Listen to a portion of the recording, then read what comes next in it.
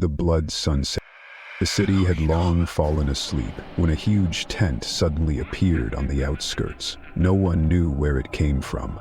It wasn't there in the morning. But now it stood, a crimson-red dome with black stripes, torn flags fluttering in the wind, and eerie laughter echoing from within. Across the ropes, a faded sign read, "The Blood Sunset Circus, the last show of your life." By evening, hundreds of townspeople had gathered around the tent. Tickets were handed out for free. The performers smiled far too widely. The animals, tigers, lions, bears, stared at people with conscious malice. Inside, it was stuffy and dark. When the last of the audience stepped in, the entrance doors shut behind them with a thud. Bolts slid into place. The show had begun. The first to step into the ring was a clown, pale, with hollow eyes. He didn't tell jokes. He simply stood and stared at the crowd. People began shifting uncomfortably. Then, slowly, he pulled a long nail from his sleeve and drove it into his own eye.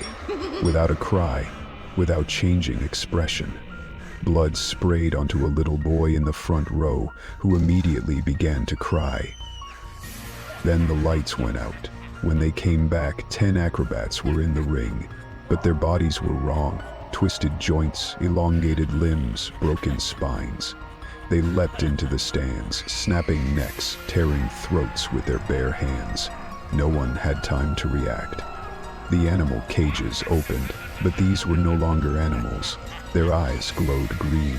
Their jaws split open like blooming flowers, and their teeth were those of sharks.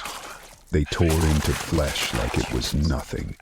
Screams filled the tent. Panic spread. Blood poured in rivers. People scrambled for the doors. They wouldn't budge. The tent was enchanted. It swallowed the sounds, hid the horror from the outside world.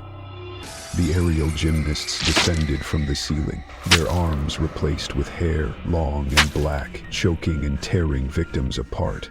One man reached the center ring, where the main juggler used to perform. He was gone. In his place stood a throne made of bones, and on that throne sat the ringmaster.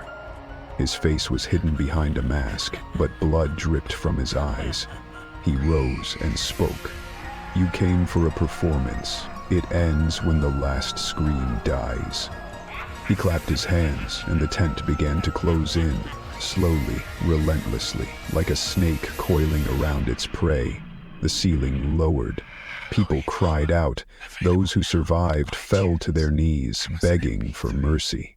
But there was none. When silence finally fell, the tent collapsed like a deflated balloon. In its place remained scorched earth. No bodies, no blood, only a message burned into the ground. "Thank you for your life. We'll visit the next town." Since then, whenever a crimson tent appears, the town disappears. Everyone, without a trace, without a sound. And you never know when the Blood Sunset Circus will choose your town.